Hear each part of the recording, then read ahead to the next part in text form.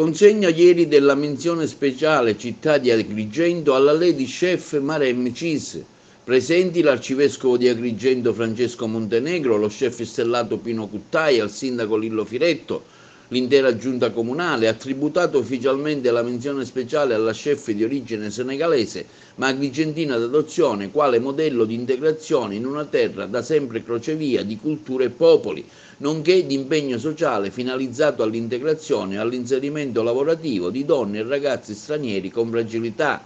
Maremme è molto conosciuta in città, dal 2014 è chef del ristorante Ginger People Food, ha più volte ricevuto riconoscimenti professionali di alto livello, è stata già nominata al Fiere del Territorio dal Premio Bezzo 2018 e con la bandiera del suo paese si è aggiudicata a San Vito Lo Capo la scorsa estate il titolo di campionessa mondiale di couscous, nonché ultimamente è stata anche vincitrice dell'edizione 2020 dei Cuochi d'Italia, campionati del mondo, presentata da Bruno Barbieri sul network nazionale TV8.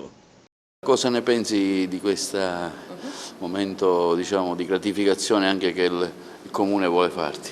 Sì, veramente è una cosa che mi è piaciuto molto e anche questo mi ha dato anche tanta soddisfazione. La mia cucina è speciale perché anche l'amore è anche verso le persone e anche hai visto che la mia città è dietro di me e questo mi ha dato la forza di andare.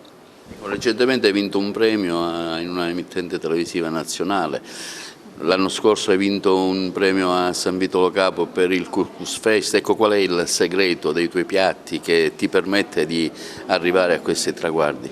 Sì, il segreto di quei miei piatti sono i miei amici e sono anche mia famiglia e anche dove quelle città che io vivo.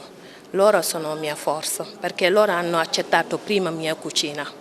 E questa cosa mi ha dato la forza di continuare, perché io una parte di me è agrigentina e me li sento ogni giorno anche verso le persone che me li fanno dimostrare ogni minuto che passa. Motivo di orgoglio senz'altro, è un riconoscimento che in realtà è arrivato prima che lei conquistasse i traguardi televisivi che abbiamo visto nelle ultime settimane. Mi pare di poter dire che si tratta di un bel esempio di integrazione riuscita in un certo modo e che questo accada nella nostra città, una città che giusto quest'anno compie il suo bel compleanno dei 2600 anni. Non mi stanco di dire che Agrigento nella sua storia, se vai a leggere, ha da sempre rappresentato una matrice, quell'idea del buon umore, dell'ospitalità, dell'accoglienza. Ecco, questo che è un tratto comune che oggi vede questa figlia illustre abbracciata da tutta una città. Una bella iniziativa, insomma, riconoscere anche il valore di Maremme e Agrigentina. Sì, credo che sia un bel segno, un bel riconoscimento, soprattutto dal valore pedagogico. Oggi quando vediamo immigrati abbiamo da fare l'elenco di tutti i loro difetti, invece ne abbiamo tanti che stanno con noi, in mezzo a noi, e riescono anche a rallegrarci e a farci stare un po' meglio, lei attraverso i piatti che prepara. Ecco, credo che possa servire per riflettere un po', non perché ho il colore della pelle diverso devo essere giudicato, ma quello che vale nella mia vita è ciò che sono capace di fare e di mettere a disposizione degli altri. Tengo a precisare che questo è il coronamento di un lavoro che non tanto Ginger, non solo Ginger, quanto tutta la cooperativa Al-Karub, che ricordo una cooperativa sociale, ha iniziato diversi anni fa.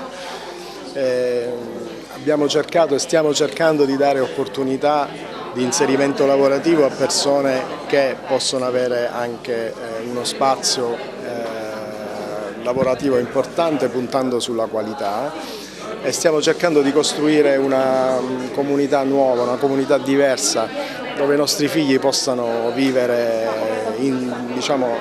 serenamente nella valorizzazione delle risorse che ogni persona può portare a prescindere dalla propria cultura.